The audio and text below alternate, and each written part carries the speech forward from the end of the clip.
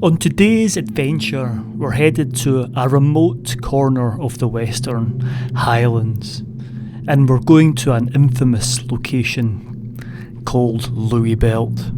And this now ruin was once a Bothy, and there's a few stories of some ghostly goings-ons. It's in a remote location, miles from the closest road, so you really can't get away quickly. We were going to be here for the night, just hoping nothing was going to go bump during our stay. Anyway, here's me explaining where I am and what we're about to do. Right, this isn't my usual clobber, as you can see. And there's a reason for that. So today, what can I say about the location I'm going to? It's an uncanny location, that's for sure. And I'm meeting up with somebody who you might not have seen for a wee while. There's some snow in the hills again, on the tops, which is a bit concerning because I'm camping out tonight and I've got my 3-season stuff, not my 4-season stuff, so that could be a horror show in itself, as could be my mode of transport to get to this uncanny location. Anyway, more will be revealed as the video goes on. Right, here we are, and look at this, we've got our bikes. Ta-da! I've got a new pannier rack, maybe talk about with the old bike. And my partner in crime has arrived. Ta-da! Might recognise Ray. And he's got all this fancy dancy bike he's got. Maybe a horror show with mine. Going all posh. He's going all posh, so we'll report back further up the track. We're actually going to a haunted location, if you hadn't already guessed that. A place called Luibeilt. If you can now, switch this off and go and find a podcast called Uncanny, Season 1, Episode 10. Listen to that and then come back here, alright? Right, let's go. I've been trying to avoid it, scared myself to death listening to it. So things were looking okay at this point. There was nothing scary, no horror shows were happening. And our route in, we decided to take a direct route up towards the lochs and heading in towards the Luibeilt haunted Bothy. And this was going to take us, I don't know, about 11 or 12 kilometres. But things soon started to deteriorate. Right, we're coming up directly from Kinloch Leaving. Don't do it this way. It's murder, isn't it? Absolute murder. It's all it's steep, but you can see it's all pitted and it's horrible. Absolutely horrible. So yeah, I'd probably suggest going up by the Memorial Hotel and round that way. We'll probably come back that way, but yeah, that's probably what, about an hour? At least an hour we've been going, and starting to level off just a little bit, but it's not any easier because of the ground. It's so uneven and the wind's picking up. See the snow in the hills though? Oh man, can't wait to get on this track and we start cycling. Whew.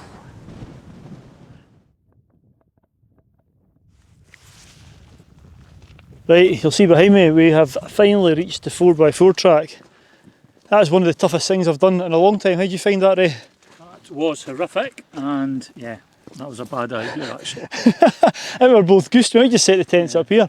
I think the ghosts will come this far across from Luibeilt. It seemed like a good idea at the time, as always. But On the map it's more direct, but and yeah, we're right in the mountains now, so it's over the back of that one we're heading right along. We'll hit a couple of lochs soon, so I'll probably bring you back when we reach the ruin and we're putting the tents up. It'll be 360 footage and some voiceover work in the interim, so yeah, we'll see you in a wee while. So we were really glad to get onto this sort of 4x4 track that follows the lochs along, and to start off with, it wasn't too bad, but the further inland towards the Bothy that we got, the more rutted and rocky the path became, and there was some big puddles, so it wasn't smooth cycling, let's put it that way. Anyway, we eventually reached the old ruins of Luibeilt, and I couldn't resist but to go in and have a quick look around just to get a feel for the place in the daylight. I'm sure it would feel a lot different in a few hours when night fell, but had a wee look around and tried to find somewhere to pitch the tent. Right, here we are at Luibeilt. I'm going to get the tent set up. I'm going to pitch here, Ray's just over there, so yeah, let's get this done and I'll report back in a wee while. Oh, I tell you what, it's no warm, it's cold. As I said earlier, there's snow on the tops, so, and I've got my summer gear with me. It's a good cold night tonight. Let's see.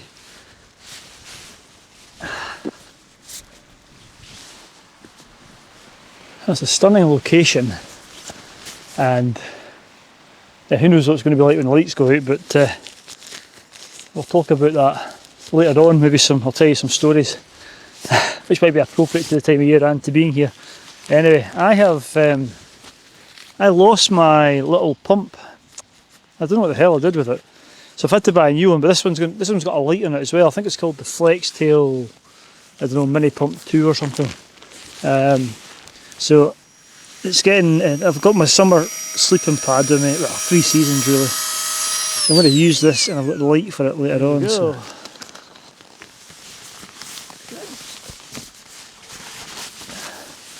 I've also brought a change of clothes. Got some proper trousers to put on, so I'm going to get changed into them as well. It's now out of this, out of my cycling stuff. Now, as you can see, the tent is now up, and I've been down to just nipped down to the river to get some water, because I am starving. That was some cycling. We didn't think it would take as long as it did. I know we went up we were pushing the bikes up that way, but even the cycle along the path just gets worse and worse. It's just a standard Highland path, really. But anyway, why we come here? This building behind us was recently. Hopefully, you went back and listened to that podcast, Uncanny, and you would have heard about the stories about the climbers coming here and strange activities and what have you. So whether it's true or not, whether we see anything tonight, I hope not. But it's a beautiful spot nonetheless. I mean, we're covered the mountains. We're in the stags are roaring. The high tops are. We've got a cap of snow in them. It's starting to clear now. We might get some star shots later on actually. But it's just absolutely glorious. What a spot. But yeah, apparently the building behind me is haunted. I've got my own thoughts on it, which I'll go into later on. But I will later on tell you some other ghost stories, which are relevant to me and have happened to me over the years, so stay tuned. Right, let's get some food. I am hungry.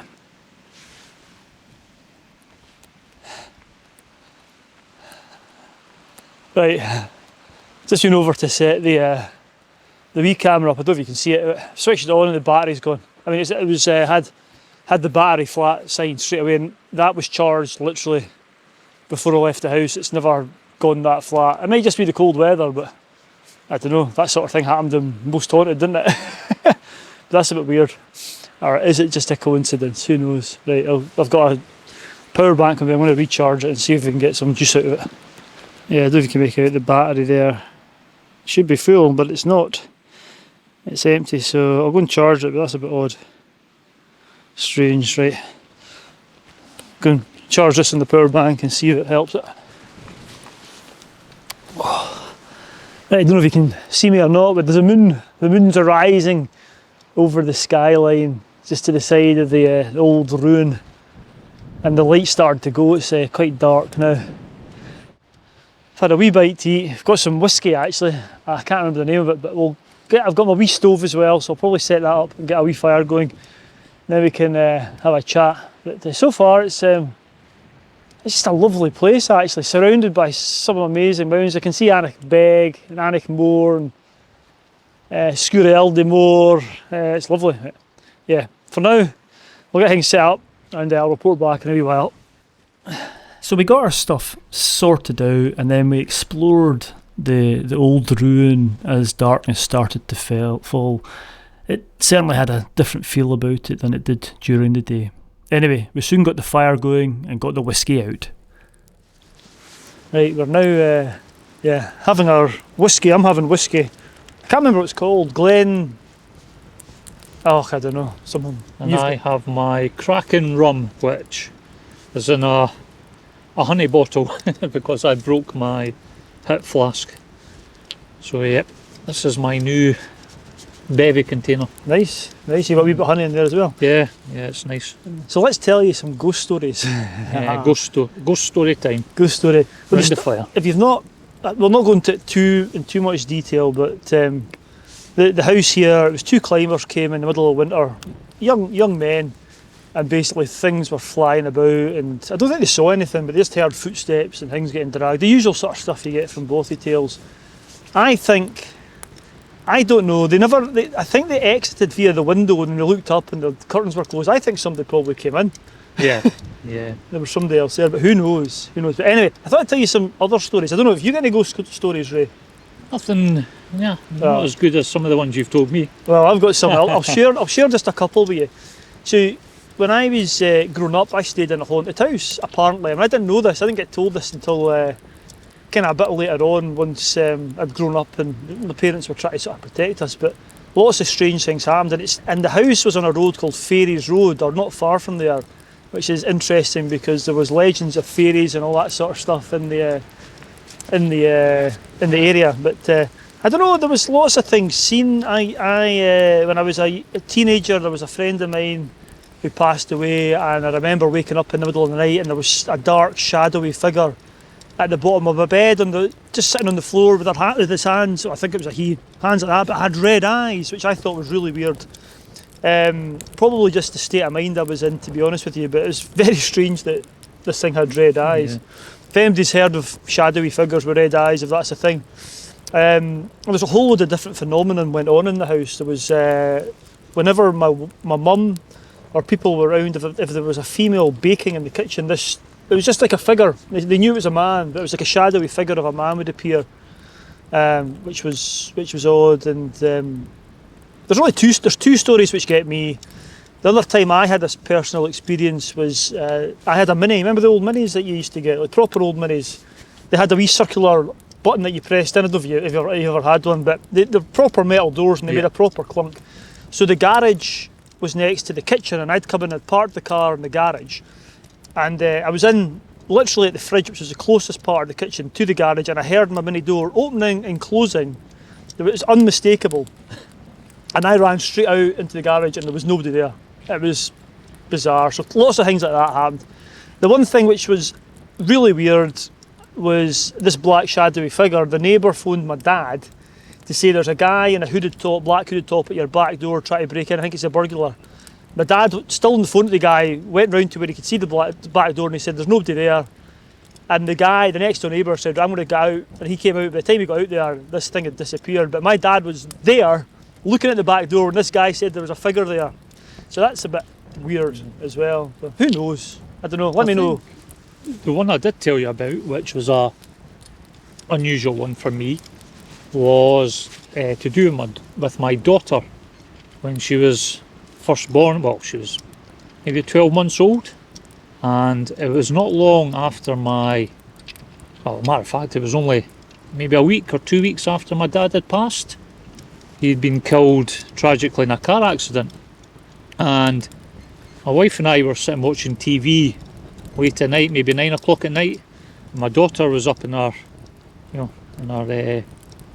bed, and all of a sudden the phone rang. Okay, so I went to pick up the phone, and it was just nothing. There was nothing at the end of the line. But when I answered the phone, my wife had put the volume down on the TV, so to take the call. And at the same moment she'd done that, she could hear my daughter upstairs choking. Really? Right. So my wife runs up to see what's going on with the daughter, and she'd been on her back sleeping, and she'd vomited, and she was choking on the vomit in the bed. So obviously sorted everything out. But had you not lowered the volume for that phone call? Never known. And then I went back down the stairs, and I done one. Back then you could do 1471 on the landline to see what the last call was. And the last call was actually at 9 o'clock that morning. Yeah, so that story actually reminds me of another one that very, very similar, Ray, funnily enough, is my mum passed a few years ago, and my dad stays by himself now. And literally, I don't know, weeks after she'd passed, my dad was still getting ready. Well, not getting ready, but getting used to living by himself. And he was woken in the middle of the night by the phone going.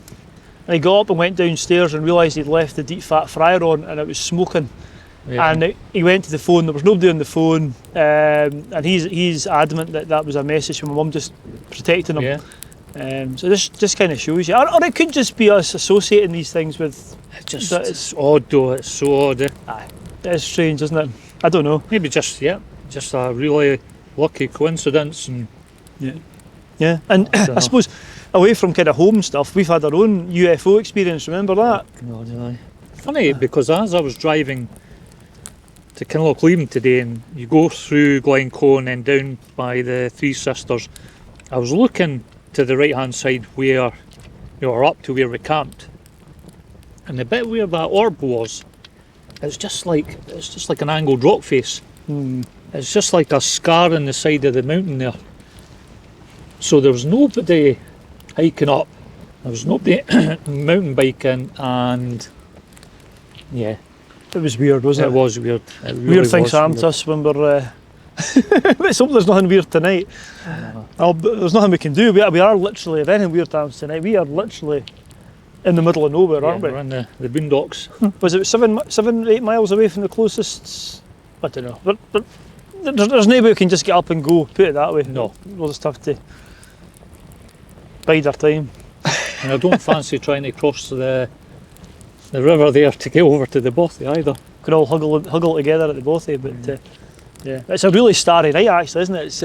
It's nice. It's absolutely glorious. A bit windy, but this is what I really like about the winter, or going into winter and the winter camping, when you get a clear night and you can see the Milky Way and the stars. Yeah, especially if there's snow on the ground. I mean, we've done quite a few winter camps, and I think it's glorious. Maybe the best time of the year to be out camping. Aye, the long nights.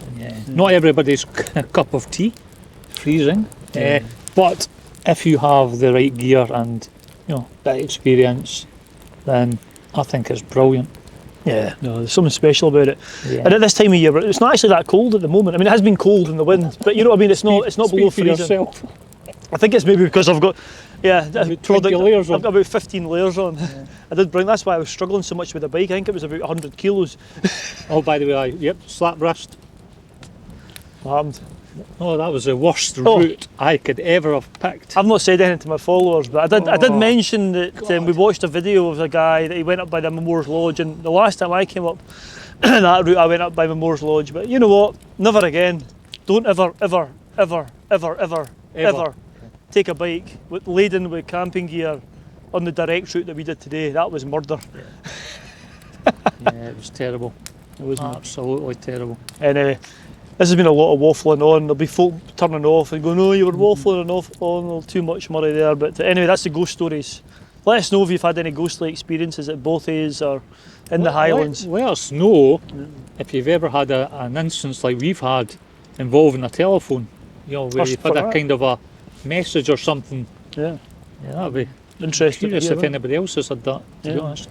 Anyway, we're going to turn the cameras off now, finish off the rest of our rum and whiskey, and hopefully nothing nothing interesting happens. Nothing goes bump in the night. Right, good stuff. So after telling our ghostly tales, we decided to go in and have a wee tour inside Luibeilt by torchlight. Let's give a wee tour. So I don't know if that's the window that they were talking about with the olive blinds, I don't know. You think there might have been dormers? There used to be 2 dormer windows here. There's that one there and then the one there. So if they left the front of the building, then that would have been one of the windows. That's the front. There we are. It's weird that you've still got that bit roof just. No, that's a bit dangerous.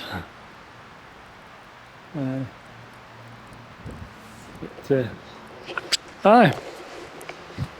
What's a bit bright? That's because my light's shining at me. There we go, that's better. Oh Christ, that's awfully bright. Let me see if I can reduce the...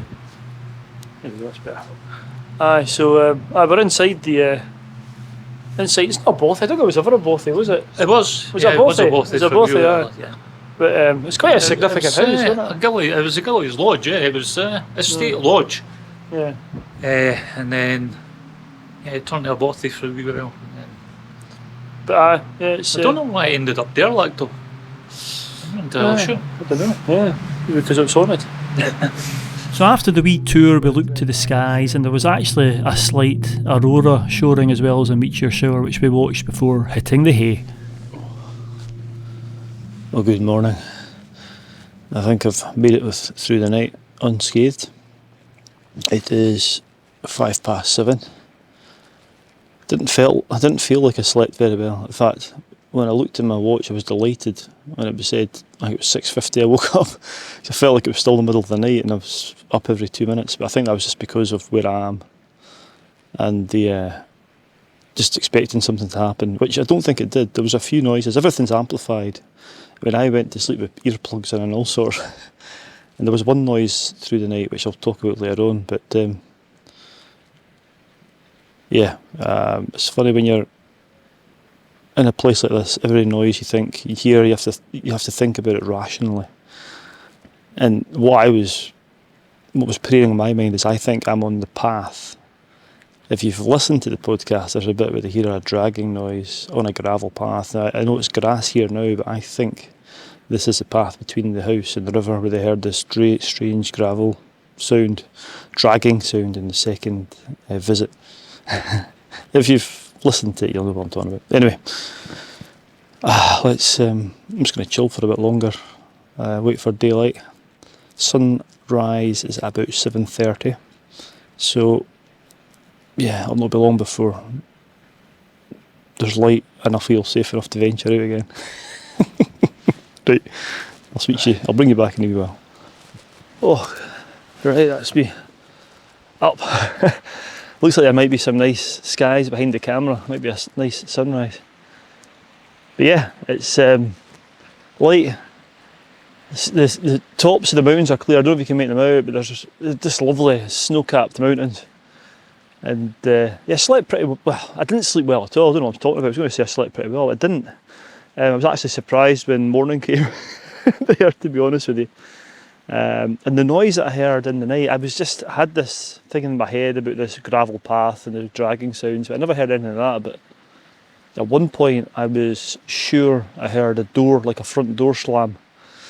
I think it was maybe just me dreaming, to be honest with you, but who knows. Strange, and there was lots of rustling noises, but everything's amplified. Even though I had earplugs in, I could hear the rain and I could hear the squeaking tree, everything. If there was any rodents about the tent, which I think there might have been, could have heard them. So it just shows you in the dark, and especially when you're in a place which is meant to be haunted, every little sound could be something. Anyway, right, I'm going to go nip over and see Ray. He's up, and maybe get a coffee on the go in a wee while.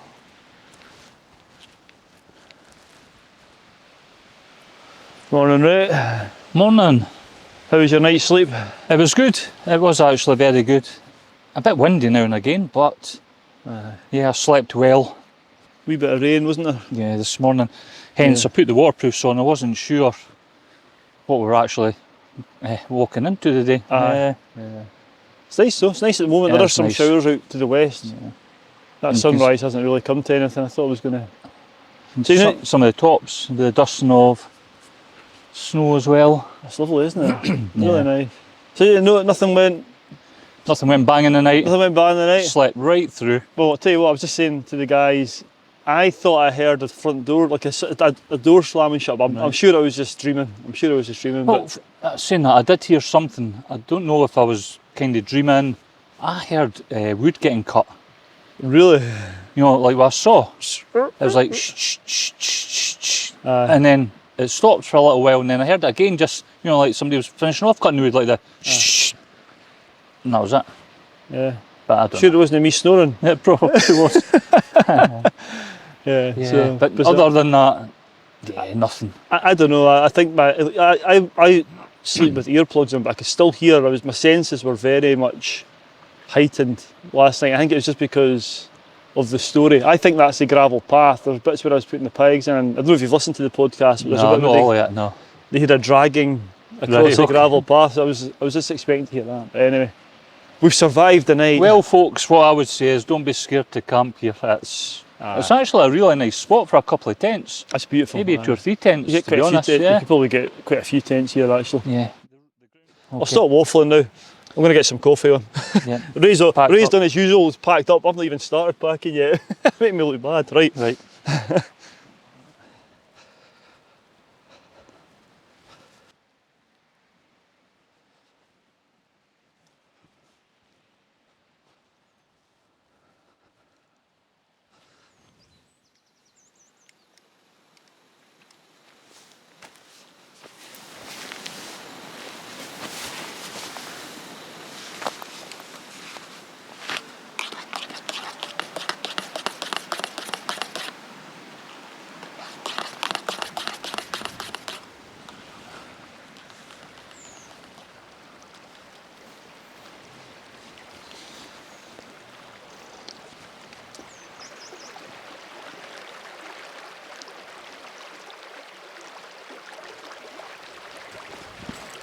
Oh, right, it's a very messy camp at the moment.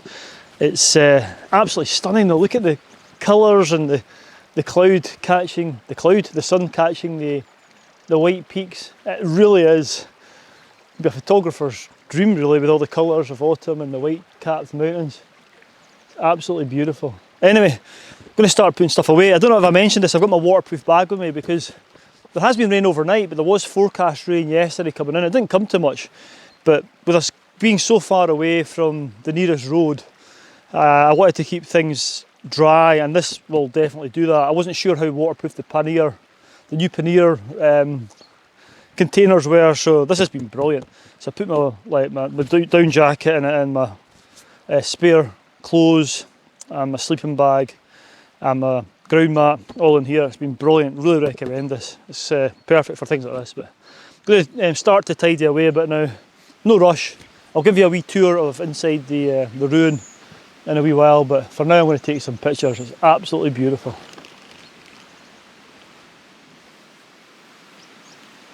It's absolutely stunning this morning. I don't know, the cameras never pick it out as well as it can do. The Bothy over there, the sun's now shining on it. The sun on the tent, it's just lovely. I don't know if you can make out the mountains behind me, the snow in them. But anyway, let's take you inside Luibeilt. I don't think I did a proper tour yesterday, so let's just go on proper tour. There's not that much to see, but if we go in here, I don't know if this was the front door or the side door. And there's doors there. There's also a window up there. Now we were debating whether that was the window with all of curtains or whether it would be the dormers up here. And there's a whole load of wire, sort of barbed wire put down here, and just sort of junk. I think that's basically to stop people camping in here because there's still part of the roof up there which could potentially come down if you were in here in a storm. I think the landowners in the gullies have quite sensibly put a whole load of gumph down there, so it makes it harder to. I wouldn't want to camp inside here like any derelict building because it might. Well, it's not going to be safe, is it? The roof's come down at some point, but you can see it was 2 stories. There was fireplaces upstairs, fireplaces downstairs, big fireplace here. This was obviously the main room. Yeah, quite a substantial building. But it'd be a nice cosy place to come in a winter storm. And some sheep. There's obviously been sheep or deer in here, deer poo. But don't have the sense of anything malevolent or nasty in here, to be fair. But, yeah, great views. I mean, the views you'd get staying here would be rather stunning. Look at that. Out those ways, like that view, the mountains that way. There's mountains out there. I don't know if you can make them out. Let's see if we can get a bit closer. Look at that view, I think that's stunning. And round here, just absolutely beautiful. There's Ray's tent over there, and there's my tent there. Anyway, there we go. That's your wee tour of Luibeilt. Is it haunted? Is it not haunted? Let me know if anybody that's been here and had any ghostly experiences. Because as I say, the only one I've heard of is the one from Uncanny. That poor bugger came up here. But, anyway, oh, it's beautiful. I think there's going to be a shower coming in though. Look at that over there. Right, rainbow time. Let's get packed away.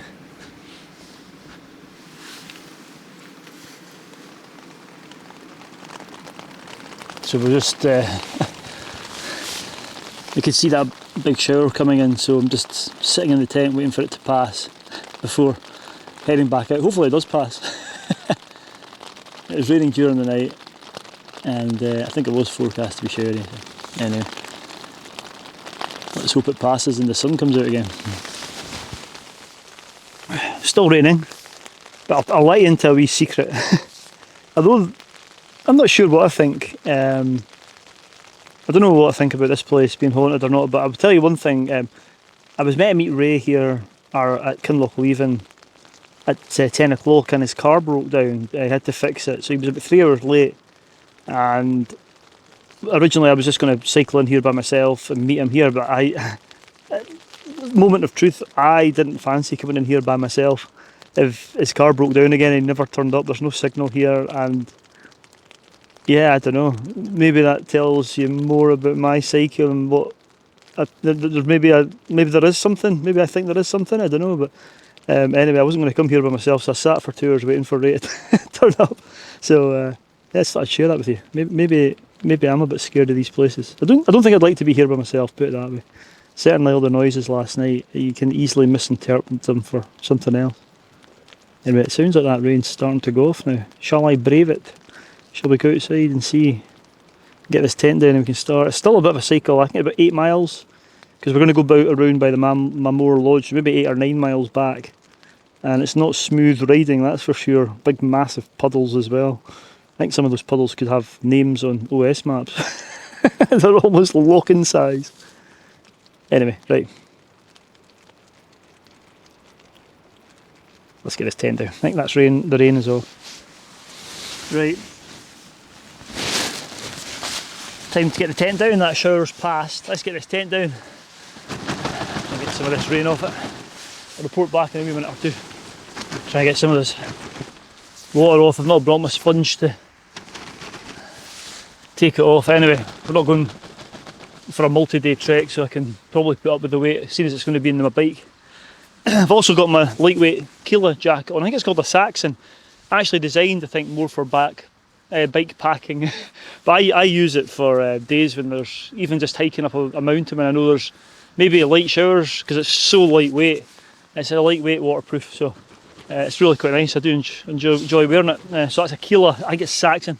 Yes, I paid for it myself. I'm not being sponsored by anyone. But yeah, there you go. Right, let's get this down. Right, get in there slowly. Going to put the big camera, which I'm filming on, and my other camera away in its waterproof bag, and into my waterproof bag, just in case that heavy showers come in. As I said, this is great.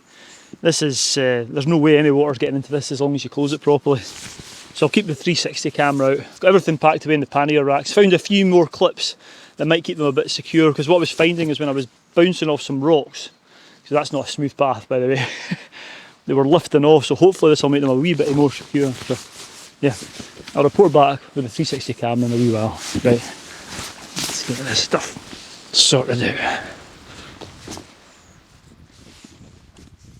It really was a fantastically lovely morning. The sun was shining and it didn't feel imposing or malevolent at all in the full daylight of the morning.